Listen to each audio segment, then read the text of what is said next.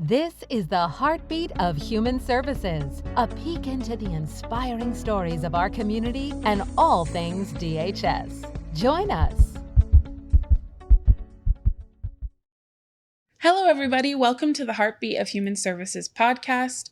I'm your co-host, Allison, here with my coworker, Paola, and we have a very special guest today, Christine Garza. She is a social service supervisor here at the Department of Human Services, and she is also an award winner of the Goldie Award for Workforce Excellence. Welcome, Christine. Thank you. Thank you for having me. So, Christine, we're going to talk about the Goldie Award in a second, but I want you to kind of introduce yourself and how you got into social work. So I'm currently a social service supervisor in the emergency response division. Been in emergency response a couple of times, actually, but I'm currently the supervisor for the training unit within the program. How I got into social work, that's an interesting question. So when I came out of college, I always had this idea, right? I think a lot of us social workers do, that you want to help people and you want to be in the helping field. So when I had got my bachelor's degree, I said, you know what? I'm going to go apply over there. I think that's what I want to do. Very different when you get over here than when you think it actually is. But, and I remember being very disappointed because I applied. Then I got back then we would get like a card or something in the mail, like saying, hey, this is your interview date. This is what you're going to do when you come in for your interview. I know now they email you and all that stuff. But back then we get a card. Well, I had gotten my card about like 3 weeks too late. And so I was so disappointed. And I remember calling over here and I said, hey, like, what can I do? I really want to get this job. And they said, well, you're just going to have to wait. They said, we hire all the time. You're just going to have to watch it and wait it. So I did. And then I kind of moved on a little bit and then had my kids, decided I was going to go back to work and then applied here. And that started my whole path. Wow. And I feel like a lot of our, workers here have been here for a while. Right. Like once you're here, you kind of, I don't want to say around. stuck, but I mean, you just enjoy what you do, or maybe you're dedicated to what you do. It's hard work, but... How long have you been here? I've been here 16 years this year. Actually, I think tomorrow will be my 16th. Oh, Yeah. Congratulations. Yeah, started off as extra help and then I got hired permanent. 16 years total. Did you start in the emergency response? I started in permanent placement court and it was a new program back then. They had just kind of made this new thing. Started there as extra help. And then when I got hired permanent, I stayed there for a while and then moved out to the floor. So I moved out to the floor, started doing PP, went to permanent placement. And then I went to family services for a while, did a special project there for a little bit with behavioral health. Then went to court intake. I've been in emergency response, been VFM. I've done lots of different things. So you've been all over the department. I've been around, yeah. But was there a moment that you realized you wanted to stay, or was it like an overall project, or what made you stay? So when I got to court intake, so I was in the family services for a while. At that moment, that was still a while ago too, probably like at least 10 years ago. I just knew that wasn't like a good fit for me at that time. And so I requested to go to court intake, went to court intake and loved it. And so I loved the investigation part of it. I loved all of that. I loved going to court. I think that was court fun. intakes where the proceedings happen for adoption process? Court intake is so when kids get brought into protective custody, either by like the emergency response social worker or law enforcement, it goes to court intake, and court intake does some investigating and determines whether or not we can release the child back to the home, or is it not safe? And then if it's not safe, do we need to continue to have the kid detained or placed in protective custody? Loved it, was there for a while until I got promoted into a social worker 3 at the time. And then they made me kind of switch programs at that point. Then I went to emergency response. And honestly, I've loved ER. Like that's probably my favorite place I've been. Well, I mean, you received a award for it, so I believe you. So when you first started with emergency response, for our listeners' sake, like what does the day in the life of an emergency response social worker look like? So we get this. So the phone room in emergency response is where all the calls come in for suspected abuse or neglect for all the kids throughout Kern County. The phone room gets the call. They screen the call. They determine whether or not it meets a level for us to investigate. And then we have different response times for that. And then it gets assigned to a social worker to go out and do the investigation part of it. Then there you are. You're just out, doing your backgrounds, making your calls, going out, doing your investigation, and then working with the families, and then assessing to see whether or not you had to, what do we need to do with the family? Can we work with them? Is it really unsafe that we have to maybe get a warrant and remove the children? Cool. Yeah. So when did you start getting involved in the training process for emergency response? It's fairly newer. I want to say maybe August of, what year are we in, 2024? I'm going to say 2022. Okay. Yeah, so it's been probably a year and a half. For those of the listeners who are not on the all staff email, Christine got an award specifically for her work on in the emergency response training unit area. And so I kind of want Christine to take over and talk about what that process was and what has been implemented that was different from when you started. I think the biggest change probably was that we have kind of benchmarks set. So prior, we used to get a lot of social workers that come off, we say, just out of the street, off the street kind of thing is our term. They're new hires. They have no prior experience. When they started doing the memos for people to come over, most of our social workers that come over now to ER are coming from other programs within the department, like family services or adoptions, sometimes court. So because those people are not on probation, we had to have some type of benchmarks just to establish if they are progressing where they need to be. Is this going to be a good fit for them? Because, any program you go into, it doesn't necessarily mean you're a good fit for it, and that's okay. We all have those. I learned real quick, I do not want to be in certain programs. So we have benchmarks that we set, and then we are constantly assessing them to see if they are meeting those benchmarks. Would you say it's pretty fast-paced? Very fast-paced. In your unit? Yeah. Very fast-paced.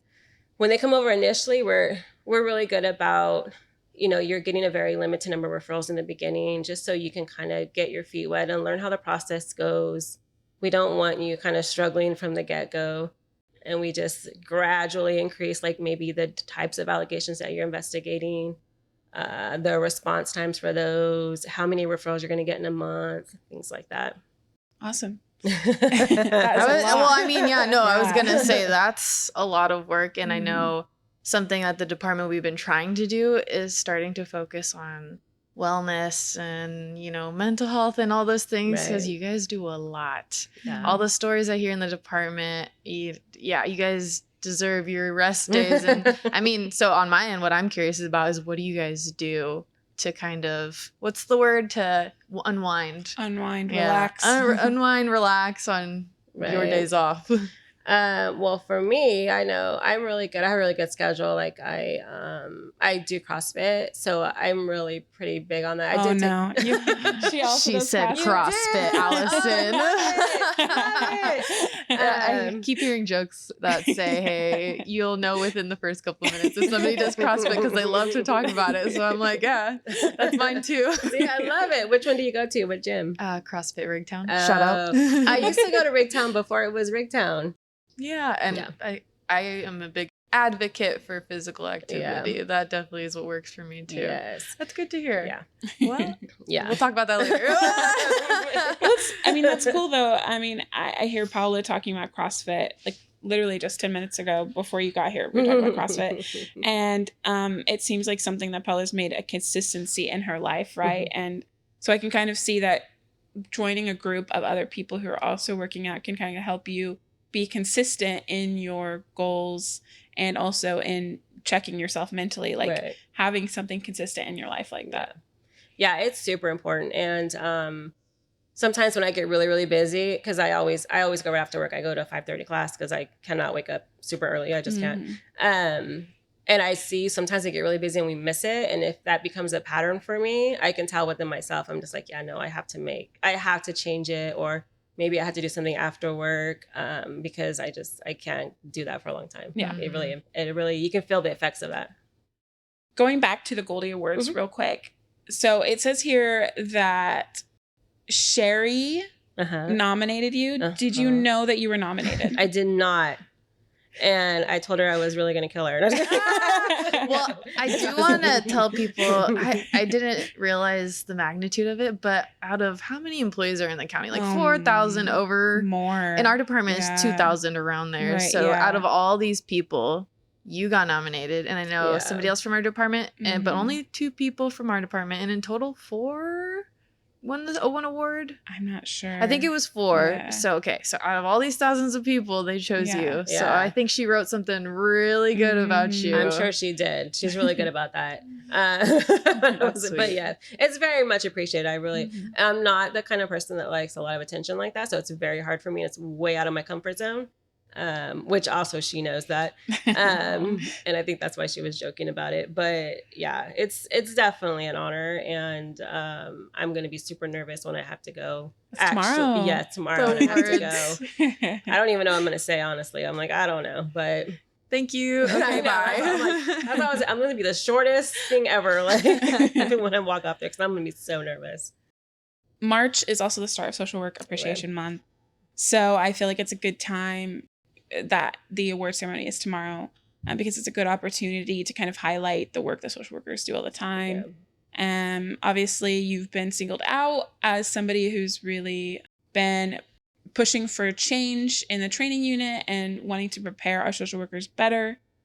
So I feel like Sherry singled you out for a good reason.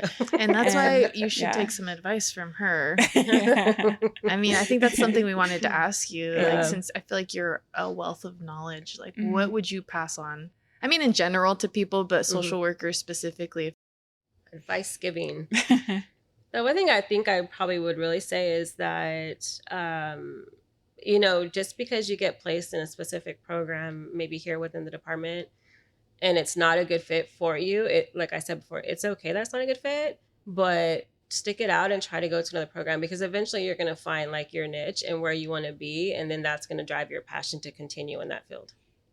I agree. I feel like all the employees here are filled with knowledge because they have jumped around, which is a benefit almost, because you get to know all the different programs. So when somebody comes to you with a need for help, you already have knowledge from those different sides. So yeah, I agree. Yeah. When I very first got hired, I got moved a lot to different programs. And when I was younger, I used to kind of see that as like a bad thing. But as I grew up a little bit and kind of realized it, it's like, yeah, all that information you take from that program, you just take with you to somewhere else. And then, it just helps you just do a better job. Yeah, we've worked a little bit with Jennifer and the FFPSA. And the big thing is like, the more knowledge our social workers have, the more they can pass that on to our clients, and the less chance that client will come back into our services, right? The more we can equip them with what they need to be a successful family. Right. Yep. That's always the goal. Yeah. So now the big life question is next. Yeah. What is next? I don't know. You know what? I'm really happy where I'm at right now. And, I think about like maybe promoting in the future later on, but I also feel like I was a social worker for 12 years before I became a supervisor. And I've only been a supervisor probably maybe 3 years. So sometimes I kind of feel like I might need more experience as a supervisor before then I can promote up. So we'll see. What is something that maybe you're currently working on or want to work on similar to what you've done in the training area, something that you kind of want to work towards? I get really busy because I do I go to the BPD for a little bit for the department and be a liaison there to help, like just, make connections for cases that we're both working on. I don't know. I can't think of anything new that I've really started or have an idea yet of what I want to start. Well, if you want a Goldie next year. I know. I got to think of something. So what about personal goals? If you want to share something. Okay, but this is all CrossFit related, so I don't know who's going to get it. But one day, I've been in CrossFit for a while, but I want to learn how to do like a connect, like I can do a pull-up, right? But I want to be able to connect them, and I can't get the rhythm down. But you know what I'm talking about. For all you who don't know, she's talking about butterfly pull-ups. Yes, I'm like, I can't get it down. They call them the fake pull-ups. I'm like, they're still just as hard. Yes, no, they are a lot of work. So I have to like just do one, dumb down one. And so I'm like, I got to really work on it to string them along. And because then you're quicker. So yeah. We saw this video of her doing them. And I don't know which type of pull-up it was. The burpee in the air? I called it a burpee in the air. I was muscle ups. Oh, yeah. Bar muscle ups. Yes, those are hard. Those are so hard. You're funny. But no, yes, this should be a promotional ad for them, honestly. But no, that's good. I think it's a good thing to touch up on is, your mental health, which is, I think, physical, all that connected. But as part of Social Work Awareness Month, mental health is a huge thing, right? Yeah. Having consistency. And even if you're not having consistency, try to do something you enjoy after work, right? Yeah. That will pull you away from things that you can't do anything about anymore until tomorrow, right? So you have to decompress because, I mean, even especially in emergency response too, but all the programs here, you deal with a lot of trauma, and that's just secondary trauma to yourself, and you have to be able to, process that and decompress from that, so you're just not carrying it around with you. Yeah, absolutely.